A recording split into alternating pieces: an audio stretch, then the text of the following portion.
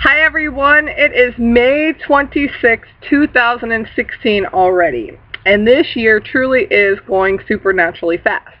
I wanted to take a moment and encourage you and also obviously share the Word of God that we could learn and grow and blessing and understanding and wisdom and insight and the ways and the wonders and the goodness of God and what brings delight and pleasure to the Lord, because that really is the ultimate goal, is to please God, because He is wonderful.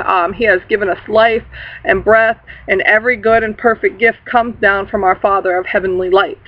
And He loves us, and He delights in blessing us, and He wants to have a relationship with us.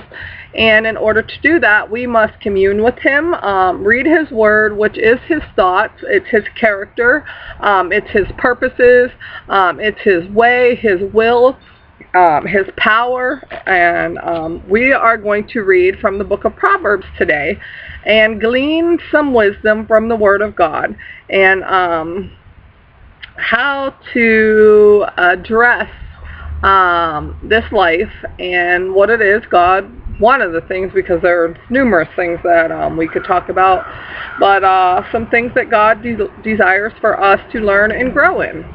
So it says in Proverbs 1:1, and this particular one is the proverb of Solomon, who is the son of David, the king of Israel, and he wrote that these proverbs are for attaining wisdom and discipline, for understanding words of insight, for acquiring a disciplined and prudent life, doing what is right and just and fair, for giving prudence to the simple, knowledge and discretion to the young. Let the wise listen and add to their learning, and let the discerning get guidance, for understanding proverbs and parables, the sayings and riddles of the wise. The fear of the Lord is the beginning of knowledge, but fools despise wisdom and discipline. That is a mouthful. When I was in prison and I read the Bible from cover to cover, because God saved me a year actually before I was arrested and went to prison, but I never read the Bible. God was talking to me and calling me, and I'd given my life to Jesus. It's a whole other story.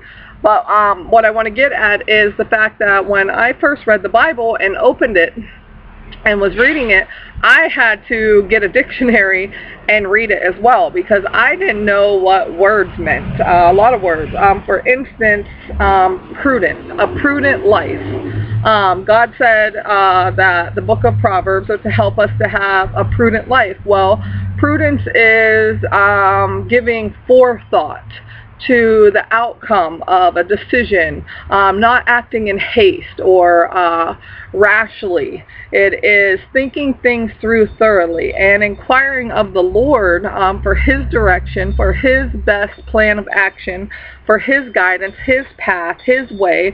Blessed are those who wait on the Lord, who empowers us to walk things out in accordance with what He would have us to do, when and how He would have us to do it, because He has a perfect plan. And wisdom, God's wisdom, is different than the world's wisdom. The wisdom that God is talking about here is the wisdom to inquire and acquire His word, His will, His ways, that we would know what it is God would have us to do.